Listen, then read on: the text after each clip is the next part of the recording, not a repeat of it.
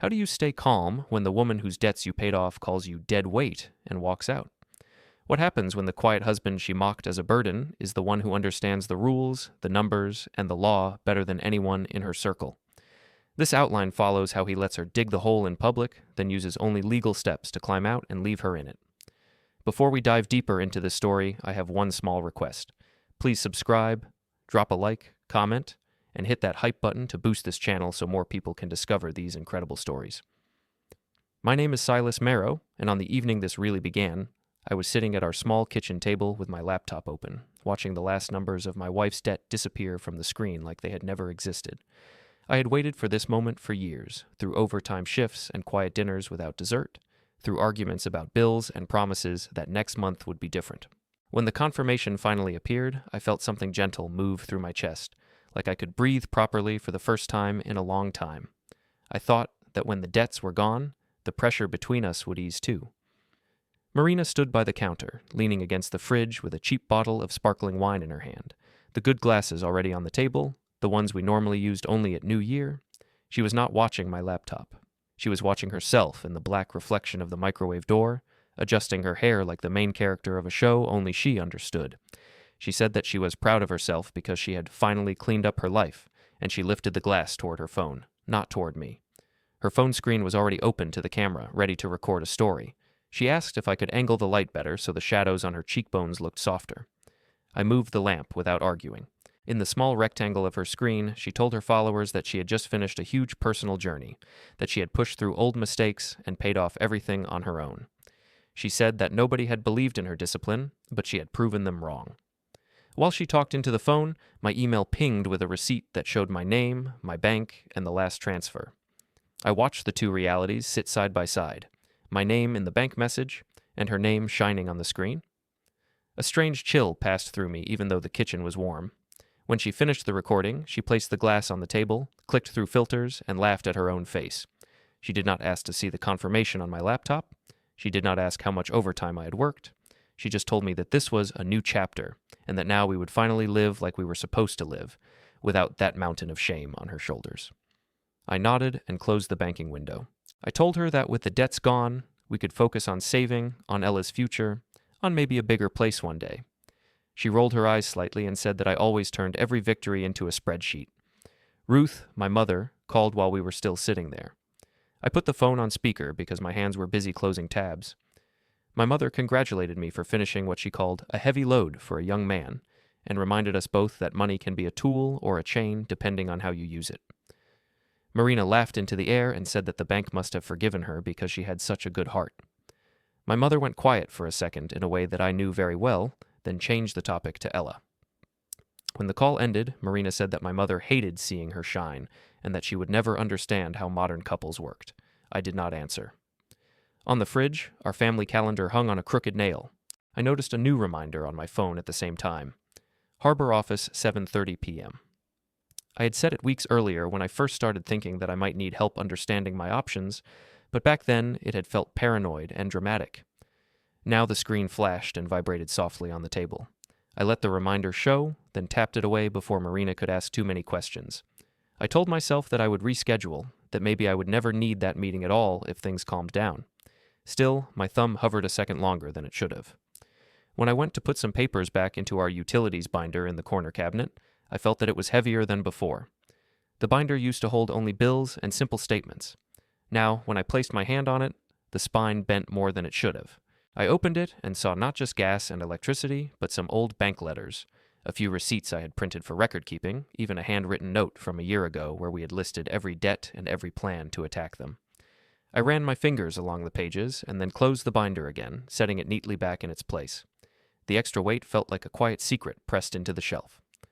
Later, when Ella came home from a friend's apartment down the hall, she walked into the kitchen and looked at the two of us, at the glasses, the laptop, the half-empty bottle.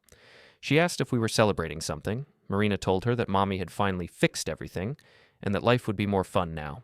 I said that it meant we would have more room in the budget to save for her, for school, and for trips, but Ella had already turned toward the fridge where her drawings were. She added a new one later that night, a picture of 3 figures at a table, each one standing a little apart. When we finally went to our bedroom, Marina turned her back to me on the bed and scrolled through comments on her phone. I could see the light on her face in the dark room, the soft flicker as likes and hearts appeared under her video. People wrote that she was inspiring and strong, and that she deserved someone who matched her energy. Some asked if her partner supported her. She replied that she had done this alone, that nobody had rescued her. I lay on my side, staring at the wall, listening to the quiet tap of her fingers. On my nightstand, my own phone lay face down. I picked it up once to check the time, and a small alarm label flashed across the screen. Paper drop. I had chosen those words months ago, almost as a joke, when I first created a reminder to review our documents regularly. Now they looked different, sharper, like a prediction. I swiped the alarm away quickly, almost ashamed to see it. I told myself that I was not that kind of man, the kind who prepared escape routes in secret. I reminded myself that I loved my wife, that people could change, that this new chapter would wash away old patterns. On my way to switch off the hallway light, I passed the small guest room. The blanket on the extra bed looked slightly disturbed, as if someone had sat there recently or rested for a moment. We had not had guests this week. I stood in the doorway, feeling the silence press against my ears, then walked over and smoothed the blanket with my hand. It was such a small thing, but my stomach tightened for a second, like my gut was whispering something my mind refused to hear. When I came back to the bedroom, Marina had already put her phone on the nightstand. She did not say goodnight. She lay still, breathing evenly, as if she was already dreaming of a different life. I climbed into my side of the bed and reached for my phone again, this time just to check if there were any work emails. The screen lit up, and before I could open anything, a notification floated across the top from a message thread simply titled, Follow Up. The preview read that they were ready to meet again in person whenever I decided. I stared at the words, feeling my heart tap once against my ribs a little too hard. I deleted the notification without opening the thread and placed the phone back, face down, on the table. As I leaned over, the bedroom door clicked softly behind me, the sound of it closing feeling louder than it should in the dark. For the first time, I wondered if this chapter that had just begun might not be the chapter I had been working toward at all. The next morning, life divided itself into two tracks, and I could feel both moving under my feet, even though only one was visible to everyone else. On one track, I got dressed, packed my lunch, and went to work at the logistics office like any other weekday. On the other, quieter track, a new kind of awareness formed, thin as a line of ink on a fresh page. I left the apartment before Marina woke up, and the city felt colder than usual as I walked toward the metro station. In the open-plan office, the air smelled of old coffee and cardboard, a mix I had grown used to over the years. I sat at my desk between two tall shelves of files and turned on my computer. The familiar spreadsheets opened with columns of numbers and dates that made sense to me in a way emotions often did not. At first, it was a relief to focus on data instead of feelings. I checked inventory levels, logged shipments, and answered quick emails about delayed trucks. My fingers moved on their own, comfortable in patterns they knew. Then my phone vibrated on the desk. I turned it over and saw a message from Marina. She wrote that one of her cards had been declined at a cafe that morning, and she asked if I had touched the account. She added that it was embarrassing for someone like her to have a card refused in public, and that people were watching. I took a slow breath, looked at our shared account on my screen, and saw that there simply was not enough balance after last night's transfer.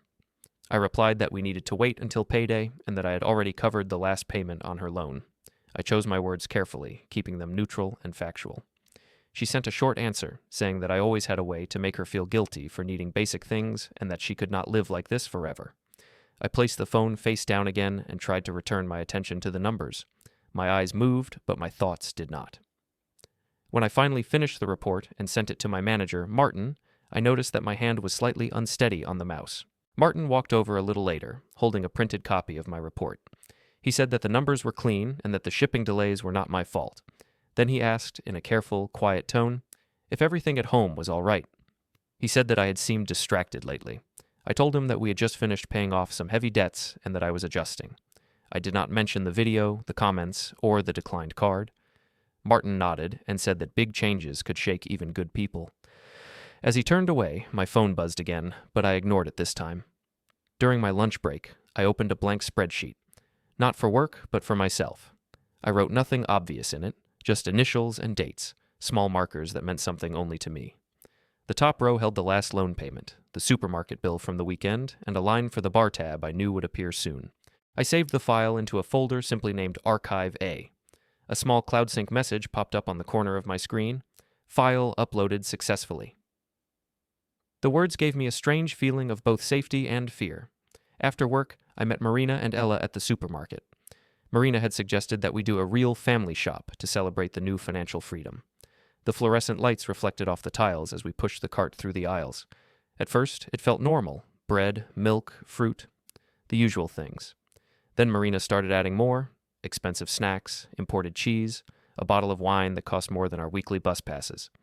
She told Ella that now they would live properly and that celebrations were important when you closed a chapter. When I reminded her gently near the shelves that we still needed to watch the budget, she raised her eyebrows and asked if I was really going to complain after everything she had been through. She said this in a voice that was louder than necessary. 2 teenagers nearby turned their heads. I lowered mine and said that I just wanted us not to slip back into trouble. She laughed sharply and told Ella that some men like to act like fathers to their wives. The word stung more than I let show. At the checkout line, the conveyor belt was full of things we did not truly need, and Ella stood between us, holding a small box of cereal with a cartoon animal on it. She asked if we were in trouble again. I told her we were not, that adults sometimes just spoke strongly when they felt stressed. Marina told the cashier that I loved to control everything with my spreadsheets and that this was just his way. The cashier gave me a quick, uncomfortable glance. I smiled politely and took my wallet out. When the total appeared on the screen, Marina suddenly remembered that she had to take an urgent call from a friend and stepped away, leaving me at the register. Her card had not even left her purse. I paid the amount with my card, feeling the last of my balance disappear. As the long receipt printed, I took a short photo of it on the counter before folding it into my wallet. It was a simple habit I had formed without thinking, but this time the action felt heavier. On the way back to the car, Ella slipped her hand into mine and asked quietly why Mommy always sounded angry when she talked about money. I said that money made many adults nervous and that we were working on better habits. I kept my answer soft because I did not want to poison her against her mother. Marina walked ahead, filming herself again, talking about new beginnings to her invisible audience. When we reached the parking lot, my phone buzzed with a new notification. A coworker had tagged me in a photo from the supermarket. Somehow, they had been there too and had captured Marina laughing with the cart, the belt full of things, my face in the background turned toward the payment screen. The caption said something about a woman who finally got to live how she wanted. At the same time, a short internal message from Martin appeared above the tag, asking if I had a moment for a quick word the next morning. I stood there between the rows of cars, Ella's small fingers wrapped around mine, and looked at the 2 notifications. One was the public picture of my life. The other was a quiet reminder that people at work had started to notice the cracks. For a few seconds, I did not open either of them. The night I decided to go to the rooftop bar, I told myself it was just a simple visit, nothing more. Marina had posted about a themed night there, with lights and music and some guest DJ, and I thought that if I showed up with flowers and a calm smile, it might remind her that she had a life outside of the screen and the bar. I finished my shift at the warehouse, changed into a clean shirt in the bathroom, and took the metro across town with the bouquet wrapped in paper on my knees.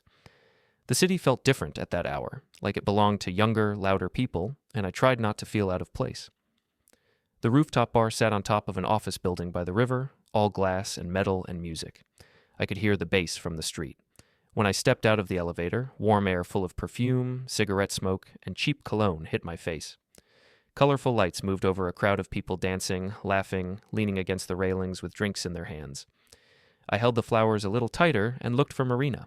I saw her near the bar, in a bright dress I had never seen before, leaning across the counter toward a man with a tattoo on his neck. I recognized him from photos as Dylan, the DJ and bartender she sometimes talked about. She told me he was just a friend who understood the scene. She threw her head back and laughed at something he said, touching his arm in that casual way that does not look casual when you are married to the person doing it. For a moment, I stood frozen, feeling more like a customer than a husband. When she finally noticed me standing there, she did not run over. She raised her hand and waved in my direction like I was a distant acquaintance. She told the group around her that her sponsor had made it and pointed to me with a smile. They laughed, thinking it was a joke about my boring job and careful budget. Someone clapped my shoulder as they passed, saying that it was good I supported her lifestyle.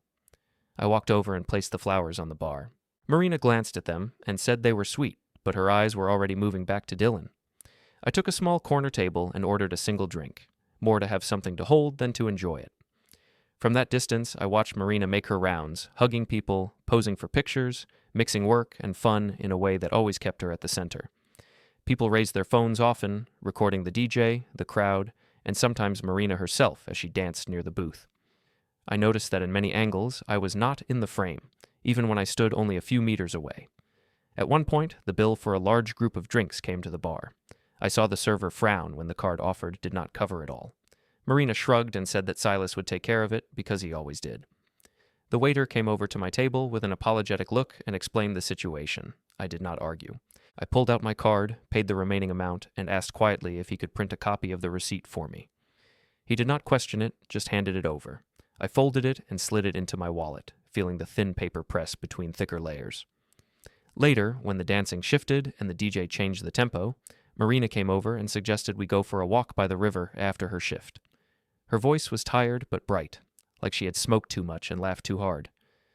She said it would be nice to talk without music so loud in our ears. I agreed because I wanted to believe that somewhere under the performance, my wife still wanted to talk to me. We walked down from the rooftop to the street, the flowers still on the bar, forgotten. Outside, the night along the riverside promenade was cooler, the air cleaner. Streetlights reflected on the water in long lines. Couples walked past us, leaning into each other.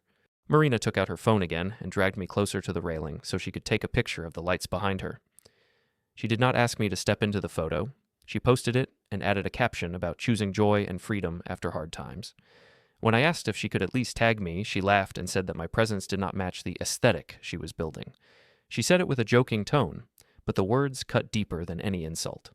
She turned the conversation to money again, saying that now that her debts were gone, she finally felt light, and she did not want to sink back into a life where every purchase had to be justified. I reminded her gently that clearing the debts did not make us rich, that it only brought us to zero. She sighed and said that I always made her feel like a child asking for permission and that it was exhausting. My phone buzzed then. On the screen, a calendar reminder appeared. Office Tower Lobby, 11:02 a.m. I had set that appointment with a quiet, unnamed contact when things first started to feel shaky, just to ask general questions about my rights and options without making any decisions. Marina saw the reminder flash and asked who I was meeting. I said that it was a personal meeting I needed to handle, nothing illegal, nothing against her. She rolled her eyes and said I was being dramatic, but she did not push more, maybe because a group of her friends were walking toward us. The group from the bar joined us on the promenade, laughing loudly. Dylan was with them. He walked up beside Marina, and she moved a little closer to him without seeming to notice. Someone in the group said that they needed one more photo to end the night. They gathered almost in a circle, with Marina and Dylan near the center. I stood a little to the side, ready to step in if someone asked, but nobody did. Then the chant started, light at first, like a joke. Somebody shouted that they should kiss for the camera. Others took it up laughing, pushing the sound up into the cool night air. Marina pretended to be shy, covering her face with one hand, and then she leaned in toward Dylan for a second, close enough that there was no doubt what people would think. At that exact moment, a phone flash went off, bright and hard, freezing them in white for a heartbeat while I stood in the background, turned toward the water. On the screen someone held up after, I saw just the edge of my shoulder and back, blurred, while Marina and Dylan filled the center of the frame, faces close, drinks raised. People cheered and shouted, delighted with the picture. Marina typed a caption about finally living without fear and posted it before the echo of their voices had faded. I watched the image move from her hand to the rest of the world, and I knew that what had just happened was larger than my feelings. It was something that would not disappear with apologies or excuses. The next days moved quickly and heavily at the same time, as if my life had been dropped into thick syrup. I went to work, signed for shipments, checked numbers, but part of my mind stayed stuck on that flash of white light at the riverside. I kept waiting for Marina to bring it up, to say that maybe she had gone too far. Instead, she spoke about it like a funny story. She told friends online that her jealous accountant had survived a night at the bar and that he should get a medal. She wrote that some men did not understand that jokes were just jokes. When Gavin's birthday came, I almost asked to skip the family dinner. It felt like walking into a room full of people who had only read a fake version of my life. But Ella had picked out a little tie for her grandfather and drew a card with gears and tools on it, because he worked at the auto shop. She was excited and had been counting the days on the crooked fridge calendar. I did not have the heart to tell her that we would not go, so I put on my one good shirt, the same one from the bar, and we went to the family restaurant across town. The restaurant was crowded, full of long tables and loud voices. Gavin's birthday table stretched almost the length of the room. Marina's family had already gathered when we arrived. Janice waved us over, her bracelets shining under the soft lights. She hugged Ella and kissed Marina, then gave me a quick, colder hug. Plates of food, half-finished drinks, and wrapped gifts filled the table. As soon as we sat down, Marina took control of the conversation. She told the story of her debt journey, how she had worked so hard to clear everything. She said that now she finally felt like she could breathe. At first, the story sounded harmless. Then she added details that I did not recognize. She told them that I had held the payments over her, that I liked to remind her every month what she owed me. She suggested I had used money to keep her small and dependent. The more she spoke, the more her words moved away from truth and towards something softer for herself, harder for me. Janice nodded along, eyes wet, saying that she had always feared Marina would end up with a man who used money as a leash. She told the table that it broke her heart to see her daughter cry over bills while I lectured her about spreadsheets. I opened my mouth to correct her, then closed it again. Instead, I took a sip of water and listened carefully, storing the exact phrases in my memory. I noticed who nodded, who avoided my eyes, who stayed silent. At one point, Janice looked straight at me and said that sometimes men like me needed to learn that a woman was not an investment or a project. She said that if I did not relax my grip, Marina might have to make difficult choices for her own happiness. The words landed on the table between us like a quiet ultimatum. Gavin shifted in his seat, looking tired. He said that we should not ruin his birthday with serious talk, but he did not defend me. I nodded and agreed, not because I felt fine, but because I did not want Ella to watch us fight in a room full of strangers. In the narrow hallway leading to the bathroom, I ran into Talia. She was straightening the restaurant's little display of medicine and hand creams near the door, still wearing her pharmacy badge from a long day. She asked me softly if I was holding up. I told her that I was trying. She looked around to make sure nobody was near, then said that she had seen Marina leaving the bar with Dylan late more than once, and that it did not look like just coworkers going home. She said that she did not want to hurt her sister, but she felt worse staying silent when she thought about Ella. I thanked her for telling me and promised not to drag her into any open conflict. She nodded, then added that whatever I did, I should keep things written down and clear for Ella's sake. Then she went back to the table, her face smooth and neutral, like our conversation had never happened. I lingered in the hallway for a few extra breaths, listening to the muffled sounds of forks and laughter. Back at the table, the atmosphere had shifted. Someone had pulled up Marina's Riverside photo on a phone, the one with Dylan, and they were passing it around. Marina said it was just a silly moment, a joke. Janice repeated that they were only having fun and that people who saw something else in it were insecure. I watched the picture move from hand to hand, and I noticed how often my name came up, not as the man in the frame, but as the problem behind the scenes. Ella, sitting beside me, drew small circles on her paper placemat with a crayon. She asked quietly if Mommy and I were angry at each other. I said that we were having a hard time agreeing on some things, but that we both loved her. She thought for a moment and then told me that Grandma had said I locked things away and that it made Mommy sad. Hearing those exact words from her small mouth hit harder than any drunk joke at the bar. I swallowed and forced myself to answer calmly, telling her that adults sometimes use strong sentences when they were upset, and that it did not mean any of this was her fault. After the dinner, when we got home and Ella went to sleep, I went to the small desk by the window and opened my phone. The message thread named Follow Up lit up when I tapped it. There was a new message from earlier that day, sent while we were at the restaurant. It said that forms were ready whenever I felt prepared to come in again, and that nothing would move forward without my clear decision. I read it twice, and then set the phone down without replying. The word forms sat in my mind like a heavy stone.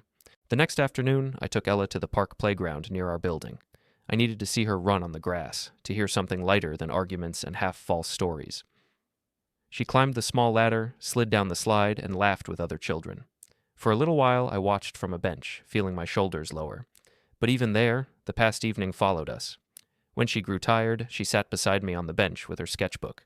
She drew 3 stick figures holding hands, then stopped and erased the lines between us. Instead, she drew herself in the middle, arms stretched wide, as if she was trying to hold her parents apart and keep them from drifting further away. She held up the drawing and asked if that was what our family looked like now. I told her that she did not have to hold anyone together, that it was our job as adults to make sure she felt safe. She looked unconvinced, but she did not argue. As we walked back toward our building, my phone rang. It was my mother. Her voice sounded tight and careful. She said that Janice had called her after the dinner and repeated some of the things she had said at the table, including the phrase that I owned Marina. My mother asked, in a tone that was more worried than angry, if Janice had really said those words in front of Ella. I looked at my daughter walking just ahead of me, her small backpack bouncing, and knew that I could not keep pretending this would fix itself.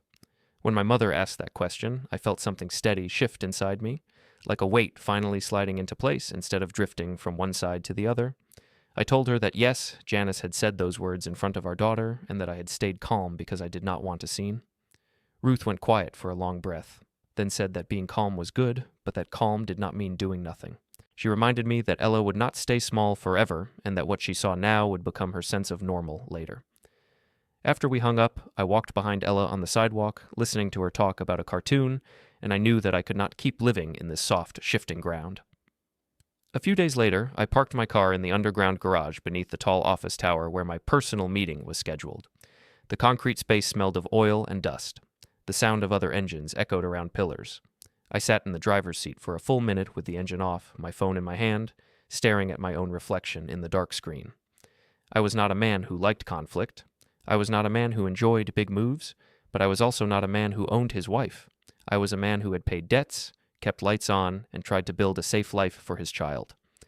I tapped the number from the follow-up thread and lifted the phone to my ear. The voice on the other end spoke in calm, measured phrases. They did not push me. They asked simple questions about our assets, about Ella, about living arrangements, about public posts, about who moved out and when. I answered as clearly as I could, staring at the dusty light strip on the garage ceiling. I did not raise my voice once. I repeated that I did not want revenge, only order. I said that I refused to do anything illegal or cruel, but that I needed to know what tools the law allowed to protect my daughter's stability and my own future. The person on the line said that there were options, that preparation did not force my hand, and that nothing would happen without my clear decision. When the call ended, a faint beep from the recording app on my phone sounded in the quiet car. I saved the file, labeled it with today's date, and slipped a simple USB stick holding my backups from the console into my pocket. That evening, when I brought Ella home, Marina was waiting on the stairwell landing with a suitcase. Her hair was done like she was going to a party, not leaving her home. Mrs. Kovalenko's door was half open, one eye watching from the shadow. Marina announced that she needed space, and that she would be staying with a friend for a while to breathe. She said that now that her debts were gone, she could finally think about what she really wanted, and that my rules made her feel like she was living in a storage unit. Ella clutched her toy and stared at the suitcase. I told Marina, as evenly as I could, that if she wanted to stay somewhere else, I could not stop her. I added that we needed to write down a clear plan for when Ella would be with each of us, and how we would handle school, bedtime, and weekends. I said that it was not about punishment, only about keeping Ella from being pulled around whenever someone felt emotional. Marina laughed in my face and said that she would not sign anything, that she would see her daughter when she wanted, and that I had no right to turn our child into a schedule. She grabbed the suitcase handle and walked past me, leaving a thin line of perfume in the stairwell. Later, after I put Ella to bed and read her a story until her breathing slowed, I sat at the small desk in the corner of our living room. My laptop glowed softly. I wrote a message to Marina, summarizing our conversation in careful, neutral language. I wrote that she had chosen to leave the shared home that night, that she had refused to agree to a basic plan for Ella's time, and that for now, I would keep Ella's routine stable until we could formalize something. I did not accuse her. I did not insult her. I hit send, then took a photo of the wall calendar where I circled that date in red. In the bottom drawer of the desk, I had organized our documents into folders labeled Home, Auto, and Bank. Inside another layer sat two clean folders named Archive A and Archive B. I slipped printed copies of key receipts, screenshots, and messages into one of them, adding to the quiet record I had been building without fully admitting it to myself. The folder was thin but firm. I placed a single USB stick labeled only with today's date on top, then locked the drawer. As I turned the key, I heard the soft whir of a shredder from another apartment down the hall. It made the hair on my arms rise as if the whole building was busy deciding what would survive and what would not. The next morning, when Marina came to pick up Ella, she was late and smelled like a bar. She spoke loudly on the landing, saying that she would take care of things her own way, and that I could not control her with policies. I did not match her volume. I just said, in a voice as flat and steady as I could make it, that I would handle all of this properly. At that exact moment, my phone, deep in my pocket, chimed with a quiet alarm labeled Paper Drop. The sound was small, but in the concrete stairwell, it seemed to echo against the walls. Marina smirked and told me to take my little alarms to therapy. But I saw the way her eyes flicked toward Mrs. Kovalenko's open door and then back to me, like she knew that the world around us was watching more closely than before. Some weeks later, I stood in the high, bright lobby of the courthouse, holding my phone and a folded piece of paper with my case number on it. The floor was polished stone that reflected the shapes of people moving through security lines and metal detectors. A large clock on the wall ticked loudly in the quiet space between echoes. I was wearing the same shirt from the bar and the birthday dinner, freshly ironed. My heart beat a little faster than usual, but my hands were steady. On my phone, the calendar entry read, Courthouse 9:15 a.m. The thread called Follow-Up had no new messages. It was already archived. Marina arrived with Janice and Dylan. Even in this building, she walked like it was a stage. She spoke fast and loud about how today she was finally going to free herself from my control, how she would get things on record so I could never use money as a weapon again. Janice nodded, repeating old lines about men who treated women like projects. Dylan looked pale, glancing around like he had entered the wrong kind of party. I stood near a plant and watched them come closer, my hands in my pockets. I did not move toward them. A person in a simple uniform approached Marina, holding a thick envelope. They asked her to confirm her full name. She did, with a bored expression, expecting some routine paper from the desk. Then they handed her the envelope addressed to her, signed and stamped. Inside were the documents we had prepared: a divorce petition, a request for temporary financial orders, and a proposed custody schedule that laid out week by week how Ella's time would be divided in a stable way. The petition described my payments of her debts, the dates she had moved out, the nights she had missed agreed visits, and her public posts that painted me as a controlling villain. It did not insult her. It simply recorded what had happened. Marina opened the envelope in the middle of the lobby. I watched her eyes move across the pages. Her face changed from confusion to anger, then to something like fear when she saw the word temporary orders. People in nearby chairs glanced up from their phones. Janice stepped forward, asking what this was, and Marina stammered that I had blindsided her. Janice looked at me with wide eyes, as if she had just understood that all the quiet in me had not been weakness. It had been preparation. Dylan took a step back, saying that he did not want to be part of any mess, already sliding away toward the door. We stepped outside into the small public plaza in front of the courthouse while they tried to argue with the reality in their hands. Marina raised her voice, accusing me of punishing her for needing freedom, of trying to take her child away. I did not respond to each accusation. I said only once, in a clear, calm tone, that from now on, the facts we had both provided would speak louder than any stories, and that the court would decide what was best for Ella and what was fair between us. Ruth appeared at the edge of the crowd, her coat buttoned tight, her face pale but steady. She moved to stand near me, not touching, just present. Inside the building, a bell rang, the sound of the courthouse elevator reaching the lobby. A clerk stepped out and called our names, asking us to come in for the first conference on the temporary orders. Marina still held the papers, her fingers crushed into the edges. For a brief moment, she looked at me like she was seeing a stranger. I took a breath that felt deeper than any I had taken in months, straightened my shoulders, and walked toward the clerk without looking back. The bell's echo and the soft rustle of legal pages followed me through the doorway, and then the doors closed on whatever story she had tried to tell about who was really in control.